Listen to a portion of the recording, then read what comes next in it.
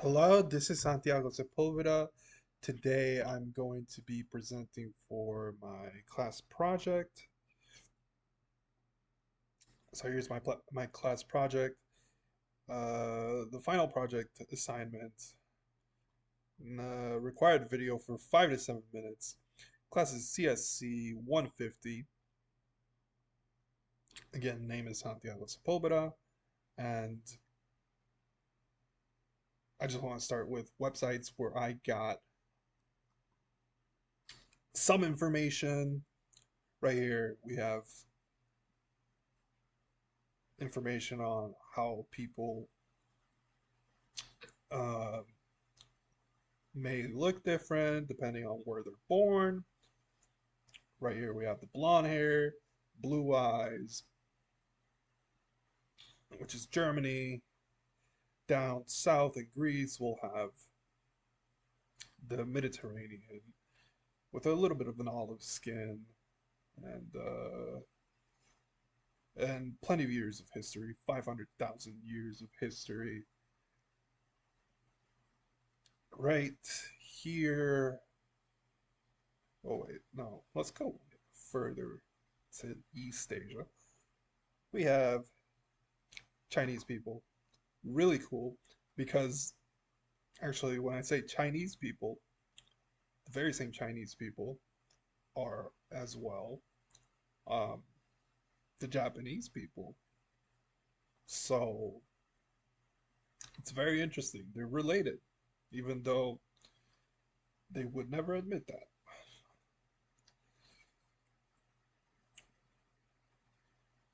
Yeah. And then we have, of course, genetics here with oh yeah, the common genetics from the Middle East. And they go all the way into India. And so I wanted to start with this because even though this explains and shows pictures, I went deeper with my map by choosing the genetic markers, which I had to get from books, websites with information on research, and I went ahead and did the male lineage and the maternal lineage. What are the most common, basically on every country? So to just summarize how deep I went, because I also like history, so I added history to it. So let's go to the very interesting portions where I had previously gone on the other map. And but by the way, this is a map I coded, by the way. A map I coded with Gemini. And that's probably the main yeah, Gemini. Gemini, the AI that helped me make this. And it's R1B U106. And these are indigenous hunter-gatherers. So are people who came from the Russian steppes and went into Germany. Now the Greeks, the ones with a lot of history. Yes, early continuity from Mycenaean to Minoan to very, very early European farmers. You got the Greeks. Then I had gone all the way here to India, and you see they have R1A. Now, remember that portion I showed where they had the similarities to a lot of people around here?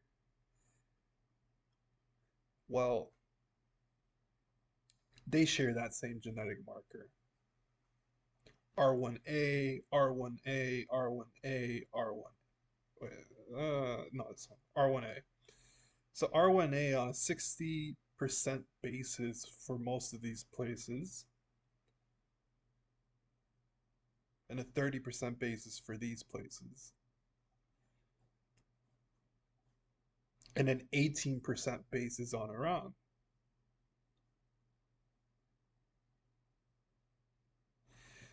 So, as you can see, it gets very interesting.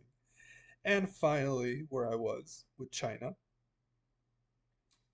the O2. Take a look at this. China has the O2 genetic marker as a 50%, by the way, 50% of the population has the paternal lineage of this genetic marker. That's 800 million people because China has 1.5 billion people. And then we have, you guessed it, Asia. I mean, not Asia, Asia. I mean, Japan. And you have a 32% O1. Look at that. We got O1A, we got O1B. So really, these two had a common ancestor.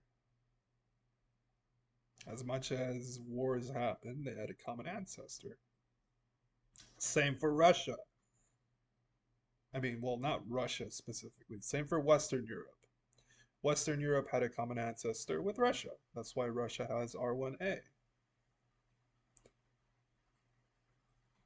So it's very interesting. And if you go to Latin America, you're going to see a lot of R1B because the primary paternal lineage is R1B for both Spain and Portugal. R1B right there. So, just to note a few important places in South America: Brazil, 45%, Argentina, 40%, Mexico, 35%. That's R1B. Now, remember I said that the US has variant degrees of people, and I kind of noted who from where mostly? Well, here's what we got. R1B, Western Europe. That includes anything from the UK down to France, down to Spain, down to Italy or Germany. Germany has 45% R1B. Yeah, it just gets really interesting from there on.